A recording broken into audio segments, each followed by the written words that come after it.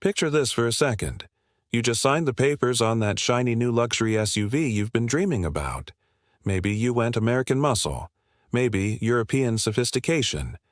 Either way, you're feeling pretty good about that six-figure investment sitting in your driveway.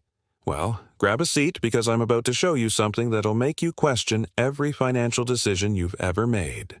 What if I told you there's a vehicle out there right now that does everything your ride does, but better, and costs less than what most people spend on a basic family hauler? I'm not talking about some stripped-down economy box pretending to be fancy. No, this is the real deal. A genuine luxury fortress on wheels that can travel nearly 700 miles without stopping for gas or a charge. Yeah, you heard that right. 700 miles. That's like driving from Los Angeles to San Francisco and back with juice to spare. And before you think this is some pipe dream or concept car that'll never see daylight, let me stop you right there. This thing exists, it's real, and it's making waves in markets where people are actually smart enough to buy it. Now, I know what you're thinking. Another overseas vehicle trying to muscle into the luxury space. But here's where things get interesting. This isn't trying to compete with your typical luxury rides. It's coming for the crown, and it's bringing weapons that the established players never saw coming. We're talking about engineering that makes you wonder why we've been settling for less all these years. Let's start with what hits you first, the looks. This isn't some forgettable blob designed by committee to offend nobody. This thing has presence. It's got that squared-off, ready-for-anything stance that screams adventure.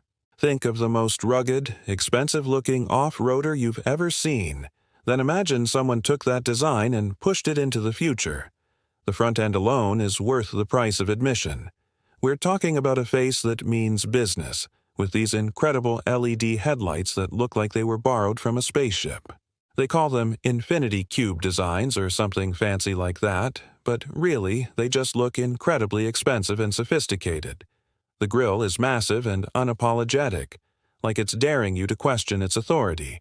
And underneath, there's this serious skid plate situation going on that tells you this vehicle isn't afraid of leaving the pavement behind. The whole front end has this perfect balance of aggression and sophistication that you usually only see on vehicles costing twice as much. Move around to the side, and the story continues. This is tall, commanding, and boxy in all the right ways. Now, some people might say boxy is old school, but let me tell you something about boxes. They hold more stuff, and when that box is wrapped in premium materials with perfect proportions, it looks intentional, not dated. The wheels alone are a statement piece. We're talking about massive 21-inch alloys that wouldn't look out of place on something costing $250,000. And those door handles, they're not your regular grab-and-pull affairs. These are the flush, retractable kind that pop out when you approach, just like you'd find on the most exclusive electric vehicles out there. Here's a detail that really got me. The windows aren't just glass. They're double-glazed, soundproof barriers between you and the chaos outside. When you're sitting in traffic or cruising through a storm, you're in your own private sanctuary. It's these little touches that separate genuine luxury from pretenders, and this vehicle is absolutely drowning in them. The rear continues the theme of purposeful design. Those vertical LED taillights mirror the front's modern aesthetic perfectly, creating a cohesive look that says someone actually thought about this design as a whole, not just individual parts. And then there's the spare tire, mounted right there on the back door like a badge of honor. It's functional, it's practical, and it looks absolutely perfect. It gives the whole vehicle this expedition-ready vibe that makes you want to point it toward the horizon and just drive. But here's where things get really interesting. Step inside, and you're not in a vehicle anymore. You're in a first-class lounge that happens to move. The materials are what you'd expect in something costing twice as much. Real leather, soft-touch everything, metal accents that actually feel like metal, not painted plastic. The attention to detail is borderline obsessive. The driver's seat isn't just a place to sit, it's command central. You've got this crystal-clear digital display right in front of you showing everything you need to know, customizable to your preferences. But the real showstopper is the massive touchscreen dominating the center console. This isn't some aftermarket tablet someone stuck on with double-sided tape. This is a fully integrated command center running software that actually works. Navigation, climate, entertainment, vehicle settings, it's all there, and it all works smoothly without the lag and frustration you get in so many modern vehicles. Now, let me tell you about these seats because this is where my jealousy really kicks in. They call them zero-gravity seats, which sounds like marketing nonsense until you sit in one. These things aren't just powered and heated. They're ventilated for hot days, and they massage you while you drive. Let me repeat that. Massage functions. In a vehicle that costs less than most people's mortgage payments. We're not talking about some weak vibration either. This is a proper multi-mode massage system that'll have you looking for excuses to stay in traffic. Look up, and there's this enormous glass roof that makes the whole interior feel like a conservatory. Natural light floods in, making even the longest drives feel less claustrophobic. And when the sun gets too intense, there's a power shade to block it out. Every surface, every switch, every detail feels expensive because it is expensive. They just aren't charging you like it's expensive. The second row isn't an afterthought either. Those captain's chairs in the middle row are just as pampered as the front seats. Heated, ventilated, with their own climate controls and entertainment options. Your passengers aren't just along for the ride, they're getting the VIP treatment. And, unlike so many three-row vehicles where the back seat is basically punishment, this one actually fits real humans back there. Adult humans. With legs and everything. Storage is everywhere. Cup holders that actually hold cups, not just those tiny espresso things. USB ports scattered around like confetti so everyone can keep their devices charged. Hidden compartments for all the stuff you don't want rolling around. Fold those rear seats down, and you've got enough cargo space to move a small apartment. This is practical luxury at its finest. Now, let's talk about what makes this thing move, because this is where it gets really clever. This isn't just another electric vehicle, and it's not a traditional hybrid either.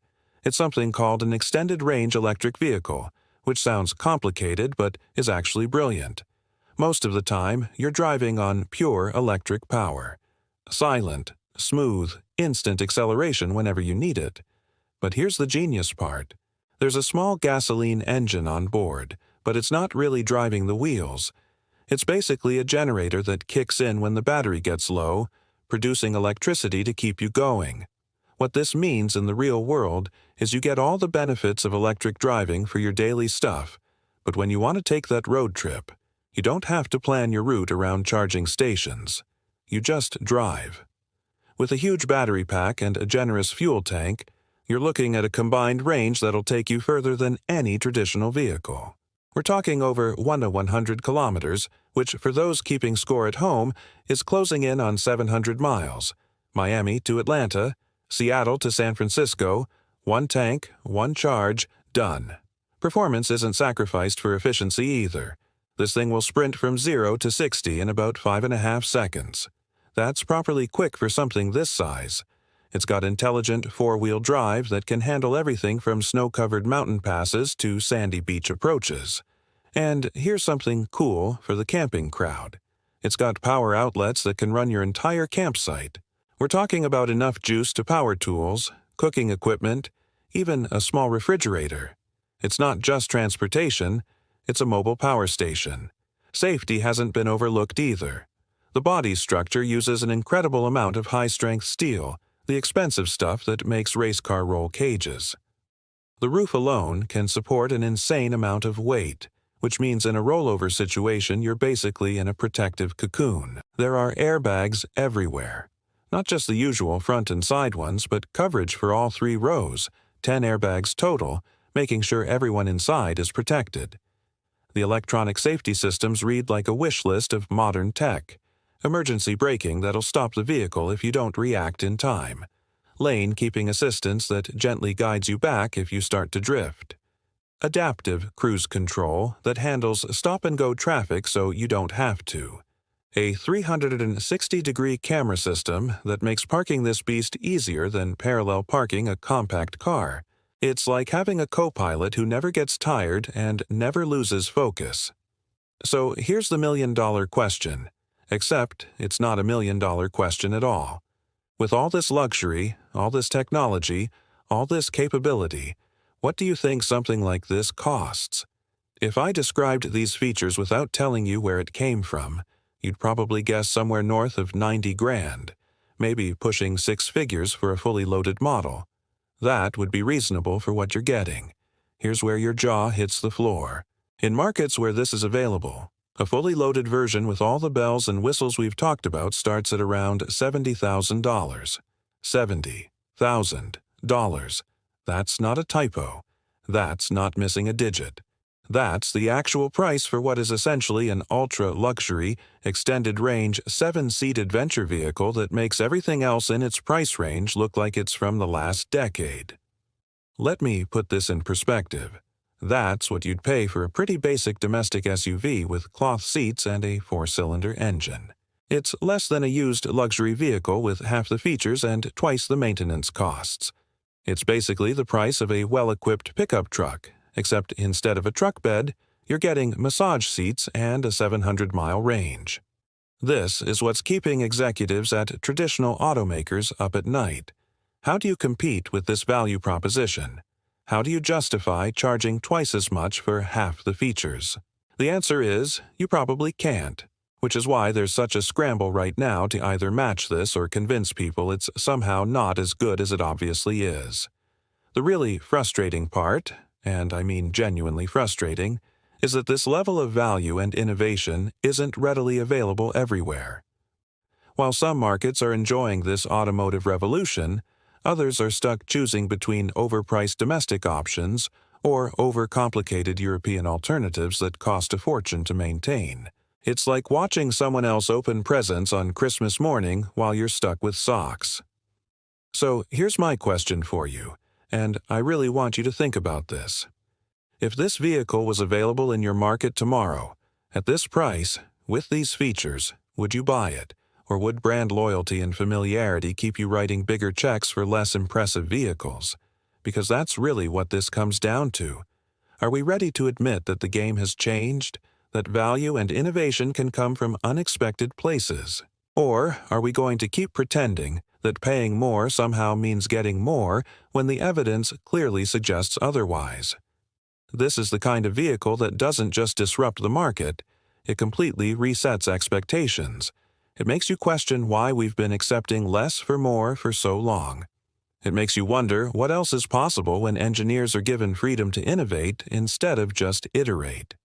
It makes you excited about the future of transportation in a way that another slightly updated version of the same old thing never could. Look, I get it. Change is hard. Admitting that someone else figured out how to do something better is even harder. But at some point, we need to recognize excellence wherever it comes from. This vehicle represents a fundamental shift in what's possible at this price point. It's not just competing, it's embarrassing the competition. And the crazy part is, this is just the beginning. If this is what's possible now, imagine what's coming next. So, here's what I want you to do. First, hit that like button if you're feeling even a tiny bit jealous of people who can actually buy this thing. Then, drop a comment below and tell me honestly, would you buy this over a traditional luxury SUV if you had the choice? Are massage seats and a 700-mile range worth more than a familiar badge on the hood? Let's get a real conversation going here because this isn't just about one vehicle. This is about the future of the entire automotive industry. And don't forget to subscribe and ring that notification bell because next time, we're diving into something even more insane. A compact electric pickup that makes everything else in the segment look like it was designed with crayons. Trust me, you're not going to want to miss that one. Until then, keep questioning what you're paying for and what you're actually getting. Peace out.